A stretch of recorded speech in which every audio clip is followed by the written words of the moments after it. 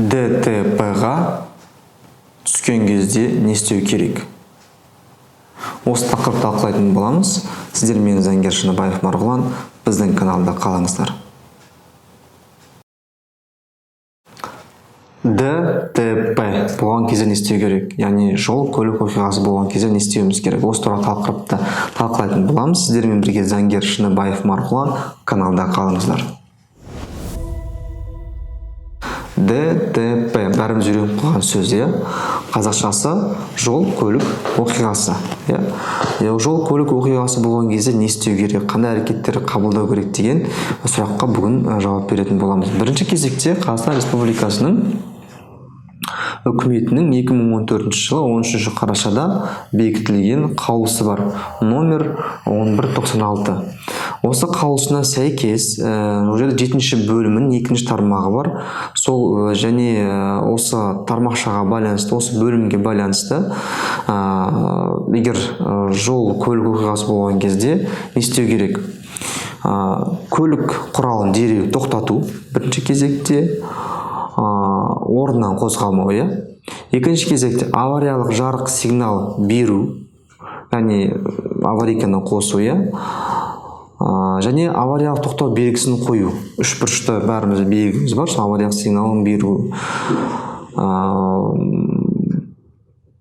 Содан кейін мына оқиғаға байланысты заттарды қозғамау, яғни көлікті қозғамау керек. Болмаса басқа бір заттарды, мысалы түсіп қалды, басқа бірдеңке болды, сондай заттарды қозғамауға тырысу керек. Егер зардап шеккен адамдар болса, не істейсіздер? Зардап шеккен адамдар болса, яғни егер медициналық көмек керек болатын болса, оларды міндетті түрде сіз 102-ге хабарлауыңыз керек, және милиция шақыру арқылы, одан кейін скорый жедел жәрдем шақыру арқылы оларға көмектесуіңіз керек. Егер жедел жәрдем шақырғанға дейін жаңағы кісінің денсаулығына, то есть өміріне зиян келетіндей, өміріне қауіпті болса, онда сіз жаңағындай өз көлігіңізбен, болмаса қасыңыздағы біреулердің көлігі арқылы салып жіберсеңіз болады, жаңағындай жедел жәрдем пунктіне.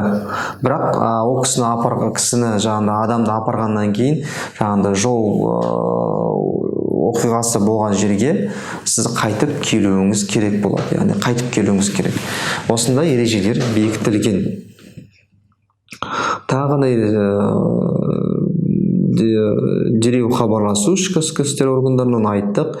Басқа көліктерден жүру мүмкін болмаса, жолды жүру бөлігін босату. Яғни тағы да бір пункт көрсетілген. Егер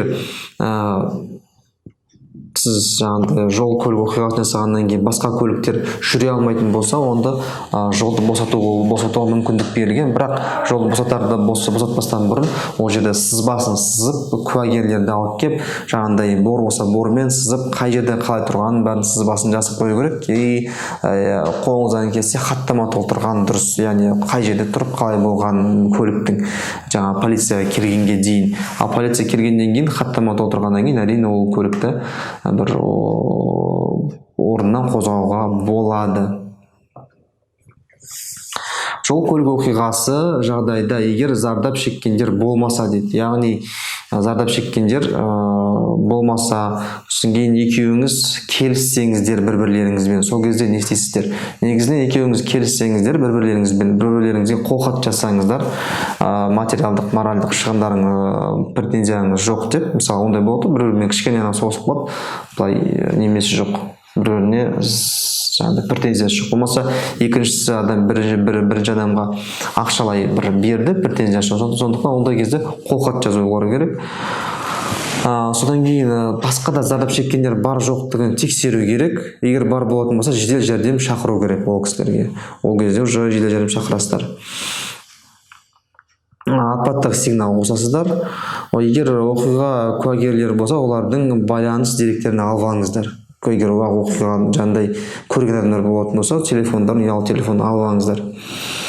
Бұл енді кейін егер екінші жақ жоқ, мен келіспеймін, сен маған көбірек ақша беруің керексің деп келіспей қалатын болса, болмаса оқиғаны жол апаты болған жерде тастап кеткеннен кейін арыз жазатын болса, сізге көмек болады. Әкімшілік полиция қызметкерлері 102-ге звондап сақтандыру агенттерін шақырсаңыздар болады. Егер бұндай жағдайлар болатын болса, яғни бұл жерде қалай делінген, егер сіздер келіссеңіздер, өзара келіссеңіздер, жақсы, өзара келіспей қалсаңыздар, онда полиция қызметкерлері шақырасыздар. Одан кейін мына сақтандыру агенттіктерін шақырғандарыңыз дұрыс. Содан кейін мысалы жол патрульдік полиция келді делік. Келгеннен кейін не істеу керек? Олардың жол патрульдік полициясының міндеті қандай? Ең негізгі 5 міндеті бар. Есіңізде сақтап алыңыздар. Ол жол көлік оқиғасының сызбасын құрастыру, яғни сызбасын бәрін сызады. Машина, көлік қай жерде тұрды, қалай соғысты деген. Жол көлік оқиғасының жерін қарау хаттамасын толтырады, яғни хаттама болу керек. Ол хаттамаға танысуыңызға болады. Ол хаттамамен сол хаттамаға қол қойдырады. Түсіңіз ғой. Әкімшілік хаттама толтырылады, яғни административный әкімшілік бір кінәлі тұлға болса, кінәлі тұлғаға байланысты әкімшілік хаттама толтыру мүмкін. Одан кейін түсініктемелер алады, яғни екі жақтан да түсініктеме алады. 5-ші жүргізушілердің медициналық куәландыруға жіберу, яғни ішімдік ішті ме, ішпеді ме деген сияқты медициналық куәландыруға жіберу міндетті. Осындай 5 міндеті бар жол патруль полициясының. Сондықтан егер келіспей жатсаңыздар, ДТП енді жол көлік оқиғасы болды, бір-біріңізге келісе алмадыңыздар, милиция шақырдыңыздар. Милиция шақырған кезде міндетті түрде ең басты сызбасын, көшірмесін түсіріп алыңыздар. Одан хаттамамен танысу керек. Хаттамада не жазғаны туралы, өйткені хаттамаға байланысты ертең сотта солай жүргізіледі. Хаттамада қалай жазылса, сол дәлелдемелермен сотта жүргізіледі. Егер сіз хаттамамен келіспейтін болсаңыз, онда қол қойған жеріңізге келіспеймін, сотқа жүгінемін деп, жаңағыдай өзіңіз келіспейтініңізді, наразылығыңыз туралы жазсаңыздар болады. Жалпылама жол көлік оқиғасы болғанда осындай әрекеттер қабылдауға болады. Яғни бірінші жағдайда егер денсаулыққа зиян келген кезде не істейсіздер қасыңызда адамда. Екінші жағдайда екеуіңіз келісіп қойсаңыздар, ол кезде не істейсіздер? Екі ДТП жасаған адам.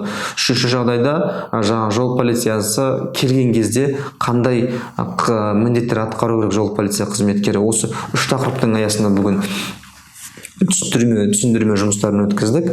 Жалпылама осы тақырыппен осымен тәмам. Егер сұрақтарыңыз болса, астында нөмір тұрады, сол нөмірге хабарлассаңыздар болады. Осы Қазақи заң каналының дамуына атсалысуыңызды сұраймын. Подписка, комментарий и жаңағыдай лайк бассаңыз, тума-туысқандар, дос-жарандарыңызбен бөлісе отырсаңыздар осы каналмен, видеомен. Көріскенше күн жақсы, сау саламатта болыңыздар.